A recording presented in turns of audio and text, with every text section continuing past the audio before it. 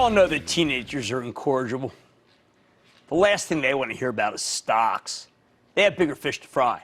To which I say, so what? I'm not going to tell them what to buy. I'm going to let them tell me. People who watch this show have been huge beneficiaries of the innate consumer wisdom of my two daughters. Why do you think you might have heard me say that I like Domino's? Sure, I met with Patrick Doyle the day he became CEO and the stock was $10. Yes, the stuff did taste like cardboard before he reformulated the pizza. I did like that whole line of advertising and told you I thought it was a good spec. But my kids, they liked the Trat and they liked Joe's. They were local. Most pizza's local. I wasn't so picky. I tried it and I liked it, and I liked the speed of it. So sure, I recommended it, but that's not what made this stock a Mad Money crown jewel. Nope, it was the technology behind DPZ. My kids, most likely like your kids, hate talking on the phone. They think it is for losers. But apps, they love them. And when my kids discovered the Domino's app, they were sold. No talking to people who might get their order wrong. No worries about where the pizza was in the process. That's two things that the two great local joints couldn't do. And a no cheese option for the vegetarians, the one that asked twice about the cheese, as in, are you sure you want no cheese? Finally, there was the joy of being able to pay online before the delivery person got there. Kids don't want to fuss with money either. All this technology was totally lost on me. I never minded the phone, was always patient about when the pizza would arrive, never cared about the interchange with the delivery person, kind of liked it. In short, I was not like the target audience. That's why I always call Domino's a tech company that sells pizza. Many of you know by now the story of how I found the stock of Apple. When my youngest daughter asked for a second iPod, not because she had lost it, as I immediately accused her of, but because she wanted another color. They were fashion accessories. Personal computers, I mean, come on. My various employers have never embraced Apple, but my kids are kids, and they would rather be caught dead than have a non-Apple brand. When the new computers come out, they check the resolution. If it improves the performance of Netflix, more on that in a second, then they want them. They want them as presents despite the costs, which, as they get older, they actually start knowing about.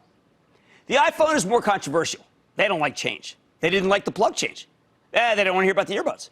But what they really don't want is the Samsung. They're part of the Apple ecosystem proudly. The much derided, much ignored Apple ecosystem, at least by the analysts, with its service charges that make it so that they have to pay to have all of their millions of pictures stored. When my kids come to me and beg me for a Samsung, you know what? You might hear me say some different things about Apple than I currently do. Your kids won't know much about income or the power of compounding, but what they will know is how to feel guilty that they feel about the amount of phone charges they rack up, right? You think I have been recommending Verizon since the beginning of this show for nothing? It's the cash cow that your kids turn you on to that has continued and will continue to work even as there's very little growth. How about this? Google it, Dad. Yeah, that's how I found out about Google now, Alphabet. And when I got the word from the kids that they weren't allowed to Google something they were involved in at school because it was cheating, oh, that was enough for me. When I was doing my senior thesis at Harvard to do some mindless name dropping, we had access to the fabulous librarians at the Houghton Library.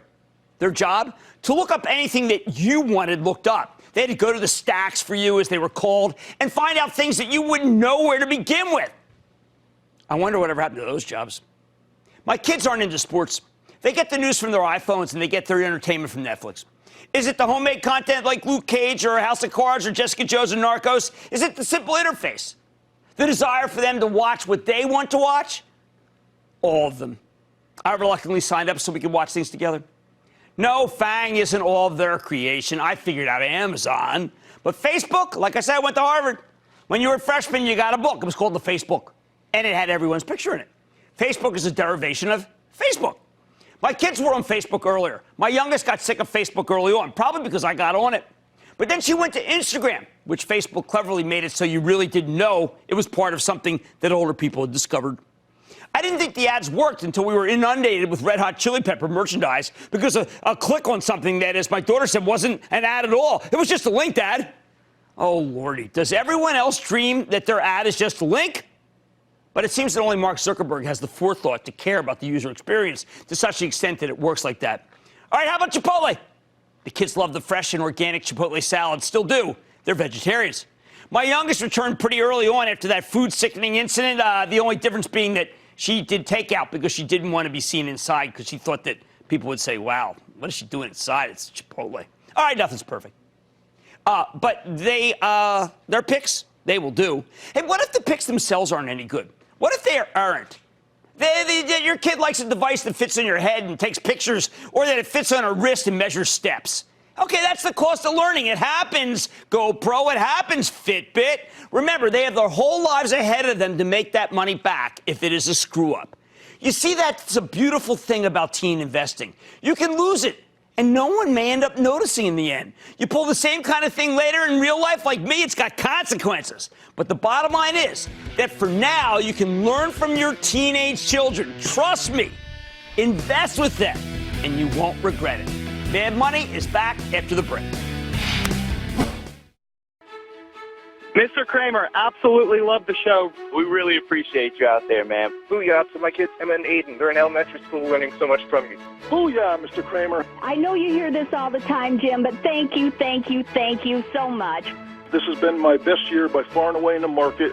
I just want to thank you for, looking out for the regular guys out there.